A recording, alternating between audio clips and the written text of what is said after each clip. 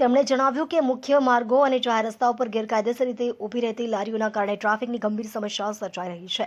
રોજિંદા વાહન ચાલકો, સ્થાનિક રહેવાસીઓ તેમજ વેપારીઓને ભારે હાલાકીનો સામનો કરવો પડી રહ્યો છે.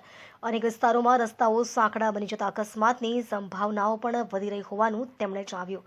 આ મુદ્દે કોર્પોરેટર કાવ્યા પટેલે સુરત મહાનગરપાલિકાના કમિશનરને લેખિત રજૂઆત કરીને સમગ્ર વરાછા વિસ્તારમાં ગેરકાયદેસર દબાણ દૂર કરવા તાત્કાલિક અને કડક કાર્યવાહી કરવાની માંગ કરી છે. તેમણે જણાવ્યું કે માત્ર નામમાત્રની કાર્યવાહીથી સમસ્યાનો કાયમી ઉકેલ આવશે નહીં, પરંતુ સતત અને સુનિયોજિત ઝુંબેશ જરૂરી છે. તેમણે મનપાને સમગ્ર વરાછા વિસ્તારમાં વિશેષ દબાણ હટાવ અભિયાન હાથ ધરવા, નિયમોનું કડક પાલન કરાવવા તેમજ જાહેર માર્ગો પર ફરીથી ગેરકાયદેસર દબાણ ન થાય તે માટે અસરકારક દેખરેખ રાખવાની માંગ પણ કરી છે. સ્થાનિકોમાં પણ લાંબા સમયથી ગેરકાયદેસર દબાણ દૂર કરવાની માંગ ઉઠી રહી છે. હવે મનપા આ રજૂઆતને કેટલી ગંભીરતાથી લઈને કાર્યવાહી કરે છે તેના પર સૌની નજર મંડાઈ છે. બેન, તમે એક પત્ર લખ્યો છે, આનો ઉલ્લેખ કઈ રીતના પત્રની અંદર અને શા માટે ફરજ પડી લખવા માટે?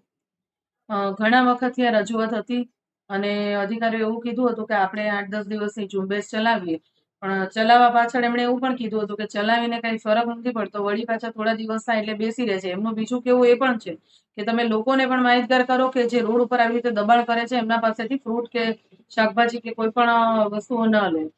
એટલે પછી આ વખતે અમે નક્કી કર્યું કે આ દર વખતે રજૂઆત કરવી એના કરતાં એક વખત લેખિતમાં આપીએ, અને જે લોકોને પ્રોબ્લેમ છે એ લોકો પણ અમારા સંપર્કમાં જ છે. ઘણી બધી સોસાયટીઓના લોકો છે, ત્યાંથી અવર જવર કરે એ લોકો છે. એમણે એવું કીધું હતું કે તમે પોતે આ રીતે કરો, અમે તમારી સાથે રહીશું. બેન, કોને કોને પત્ર લખ્યો છે, શું ઉલ્લેખ છે પત્રમાં? મ્યુનિસિપલ કમિશનરને લખ્યો છે અને પોલીસ કમિશનરશ્રીને લખ્યો છે. શું ઉલ્લેખ કર્યો છે પત્રમાં? લખ્યું છે કે જે પણ અધિકારીઓ આ રીતે કદાચ આ લોકોની સાથે ઇન્વોલ્વ હોય હપ્તા લેવામાં, તો એ લોકો ઉપર પણ સખત કાર્યવાહી કરવામાં આવે. વરાછાની પ્રજા છેલ્લા 10-15 વર્ષથી આ પ્રશ્નથી હેરાન થાય છે, તો બને એટલું જલ્દી આ પ્રશ્નમાંથી એ લોકોને મુક્તિ આપવામાં આવે. કઈ રીતે દબાણ કરે છે આ લોકો?